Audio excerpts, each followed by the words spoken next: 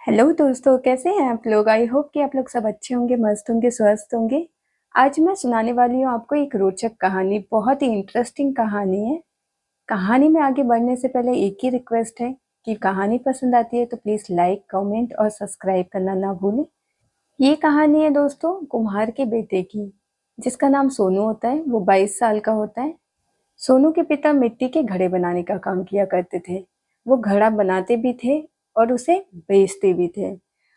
एक घड़े को बेच के उनको लगभग ज्यादा तो नहीं, 20-30 रुपए का फायदा मिल जाता था।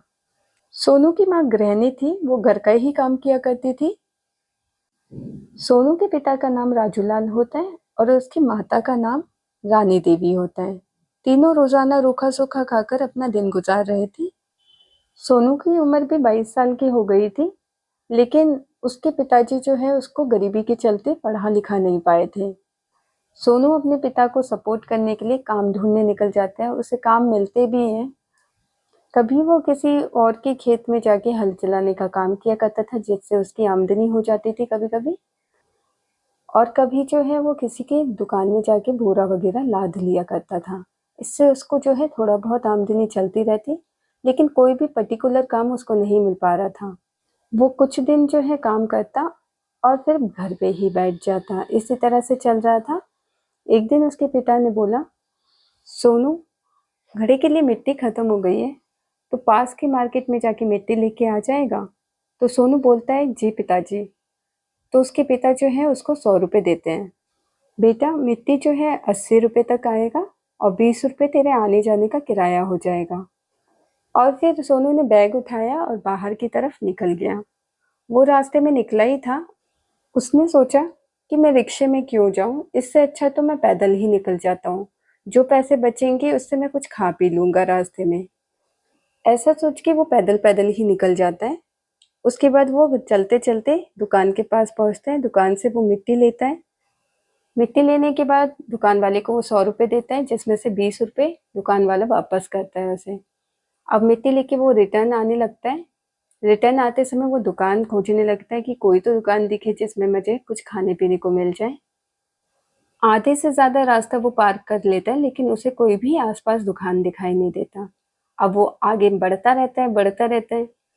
फिर कहीं जाके उसको एक दुकान दिखाई देता है। एक बहुत ही सुनसान जगह पे एक छोटी सी दुकान, जिसमें कोई लड़की नजर आ रही थी उसे। वो खुश हो जाता है कि अब जो है वो कुछ खा पी पाएगा। वो धीरे धीरे जो है बढ़ने लगता है और दुकान के पास पहुंचता है। वो जैसे ही दुकान के पास पहुंचता है तो देखता है कि एक लड़की बैठी हुई है। बहुत ही खूबसूरत लड़की थी वो। सोनू रुक जाता है और फिर दुकान के पास जाके उस लड़की से पूछता है कि एक चाय मिल जाएगी। लड़की बोलती है, हाँ बिल्कुल मिल जाएगी। लड़का पूछता है कि चाय कितने रुपए की है एक। लड़की बताती है कि चाय जो है 5 रुपए की है। वो बोलता है, अच्छा ठीक है, तो तुम बना दो। लड़की बोलती है कि आप उधर पत्थर एक रखा हुआ है, वहां जाके बैठ जाइए, मैं बना देती हूँ 10 मिनट के अंदर।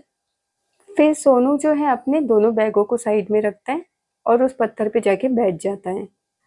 लड़की जो है चाय बनाना स्टार्ट कर देती है। सोनू भी बैठ जाता है। अब सोनू देखता है कि दिन का समय और चढ़ती गर्मी, और इतनी गर्मी में वो लड़की लगभग चाय बनाते समय भीग चुकी थी। वो लड़की अपना बार बार पसीना पोंछ रही थी। अब सोनू जो है ये सब देख के ना चाहते हुए भी बोलता है, तुम्हारा नाम क्या है। पहली बार में वो लड़की सुनती नहीं है। उसके बाद वो दोबारा से बोलता है, तुम्हारा नाम क्या है। अब वो लड़की उसकी तरफ देखती है और बोलती है, मेरा नाम आरती है। फिर सोनू आरती से बोलता है कि तुम इतनी तपती गर्मी में कैसे चाय बनाती हो, और अगर चाय बनाती भी हो तो अपने लिए एक पंखा क्यों नहीं लगा लेती। फिर आरती थोड़ा सा मुस्कुरा के बोलती है कि पंखा मेरे पास था, लेकिन अभी खराब हुआ है। पंखा मैंने ठीक होने के लिए दिया है, आजकल में आ जाना चाहिए। यही कह के आरती उसे चाय का गिलास पकड़ा देती है और चाय एक सिप पी के ही लड़का बोलता है, वाह आरती, तुमने तो मेरी मम्मी जैसा चाय बनाया है बिल्कुल। आरती थोड़ा सा मुस्कुरा के शुक्रिया बोलती है। अब चाय वो खत्म कर लेता है और 5 रुपए दे के आगे बढ़ने लगता है और सोनू जाने लगता है। जाते समय सोनू बोलता है कि आरती, मैं दोबारा आऊँगा लेकिन मैं चाहूँगा कि तुम उस टाइम पे गर्मी में ना बैठी हो। आरती मुस्कुरा के बोलती है कि शुक्रिया फ़िक्र करने के लिए। उसके बाद सोनू अपने घर की ओर बढ़ जाता है। सोनू घर पहुँच के अपने पिता को बैग पकड़ाता है। उसके बाद बोलता है कि पिताजी, अब से आप मार्केट मत जाइएगा, मार्केट मैं ही जाऊँगा और मैं ही मिट्टी लेके आ जाऊँगा। पिताजी भी खुश हो जाते हैं, बोलते हैं ठीक है बेटा। अब अगले दिन सोनू उसी तरह से बैग लेके निकल जाता है मिट्टी लेने के लिए और आते टाइम वो दोबारा से उस लड़की की दुकान में जाता है चाय पीने के लिए। अब वो आरती भी उसे चाय दे देती है। अब सोनू आरती से पूछता है कि आरती तुम्हारी उम्र कितनी होगी? आरती बोलती है मैं 19 साल की हूँ। तो बोलते हैं तुम्हारे घर में कौन-कौन है? तो वो बताती है कि मेरी मम्मी है और मेरी एक छोटी बहन। छोटी बहन मेरी पढ़ाई कर रही है 7वीं कक्षा में और मेरी मम्मी जो है सिलाई का काम किया करती है। सोनू पूछता है कि तुम इस दुकान को कब से चला रही हो? तो वो बोलती है मेरे पिताजी बैठते थे पहले, लेकिन पिताजी का देहांत हो गया तो अब जो है मेरी माँ घर का काम करती है और मैं यहाँ बैठती हूँ। सोनू पूछता है कि तुम्हें डर नहीं लगता? यहाँ तो अजीब और गरीब लोग आते होंगे। तो बोलती है डर कैसा, मैं अपने काम कर रही हूँ। तो अजीब और गरीब लोगों का सामना तो मुझे करना ही पड़ेगा। सोनू फिर से अपनी चाय खत्म करता है और बाय बोल के आगे निकल जाता है अपने घर की तरफ। दोस्तों, सोनू इसी तरह रोज उसकी दुकान पे चाय पीने के बहाने जाया करता और उससे कुछ न कुछ बातें किया करता। अब तो आरती भी उसका इंतजार किया करती कि वो कब आएगा और कब वो दोनों बातें करेंगे। सोनू कभी भी ज्यादा चाय नहीं पिया करता, वो बस खाली बातें करने के लिए ही वहां जाया करता। एक दिन सोनू ने आरती को हिम्मत दिखाकर बोल ही दिया कि आरती, मेरे पास ज्यादा दौलत नहीं है, लेकिन मैं तुम्हें हमेशा खुश रखूंगा। मैं तुमसे बहुत प्यार करने लगा हूँ। पहले तो आरती शर्मा जाती है, उसके बाद वो बोलती है कि मुझे दौलत वाला नहीं, दिल से अमीर इंसान चाहिए। मुझे भी ना जाने तुमसे कब प्यार हो गया, मुझे पता ही नहीं चला। आरती के इन शब्दों को सुन के सोनू बहुत ही खुश हो गया। अब क्या था दोस्तों, अब उन दोनों का प्यार ऐसे ही बढ़ता गया। अब आरती ने एक दिन सोनू को बोला कि सोनू, मैं अब तुम्हारे बिना रह नहीं सकती, तुम अपने पिताजी और माताजी से बात करो हमारी शादी के लिए। सोनू बोलता है हाँ, मैं अपने माता पिता से आज ही बात करता हूँ और उधर तुम भी अपनी मम्मी को बता दो। सोनू अपने पिता के पास जाके बोलता है पिताजी, मुझे एक लड़की पसंद आई है, बहुत ही गरीब घर की है लेकिन लड़की बहुत ही अच्छी है। पिता खुश होके बोलते हैं कि कहाँ रहती है वो लड़की? तो वो बताता है कि पास वाले गांव में ही वो रहती है।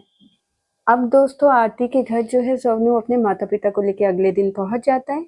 वहां आरती ने भी अपनी मम्मी को सारी बातें बता दी होती है। अब जो है दोनों परिवार एक साथ बैठते हैं और बातचीत करने लगते हैं। आरती को देख के उसके पिताजी बोलते हैं कि मुझे भी लड़की बहुत पसंद है, लेकिन आरती की मम्मी बोलती है कि भाई साहब हम बहुत ही गरीब घर के हैं, हम लड़की के अलावा आपको और कुछ दे नहीं सकते हैं। सोनू के पिता बोलते हैं हमें लड़की के अलावा और कुछ आपसे चाहिए भी नहीं, आप टेंशन मत लीजिए, आपकी बेटी मेरी बेटी बन के रहेगी। ये सब सुन के आरती की मम्मी भी बहुत ही ज्यादा खुश हो जाती है। अब दोनों परिवार की रजामंदी से आरती और सोनू की शादी करवा देते हैं। शादी बहुत बड़े तरीके से नहीं होती है, बहुत ही सिंपल तरीके से होती है। शादी होने के बाद दोनों ही पति पत्नी बहुत ही खुश रहने लगते हैं। वो इधर उधर घूमने भी जाया करते हैं। लेकिन कहा जाता है ना, कुछ लोगों को ताने देने की आदत कभी नहीं जाती। ऐसा ही कुछ उन दोनों के साथ हुआ। वो दोनों जो है एक दिन मार्केट की तरफ जा रहे थे। रास्ते में ही कुछ लोग उन दोनों का मजाक उड़ाने लगे कि देखो देखो कितनी अच्छी जोड़ी जा रही है, एक निकम्मा लड़का और एक गरीब चाय वाली, कितनी हसीन जोड़ी है, और बहुत तेज तेज मुस्कुराने लगते हैं। ये सब सुन के सोनू को बहुत ही तेज गुस्सा आता है, वो गुस्से में उनकी तरफ देखने लगता है। दोस्तों इस कहानी के बहुत ही इंटरेस्टिंग पार्ट को मैं आगे आपको दिखाने वाली हूँ। आगे देखने के लिए प्लीज़ मेरे चैनल को लाइक कर दीजिए, सब्सक्राइब कर दीजिए और बेल बटन को प्रेस करना ना भूलें, इससे मेरे अगले वीडियो की नोटिफिकेशन आपको मिलती रहेगी। मैं जल्द ही आप लोगों के लिए एक इंटरेस्टिंग और इसके नेक्स्ट पार्ट को लेके आऊँगी। तब तक के लिए take care, thank you for watching.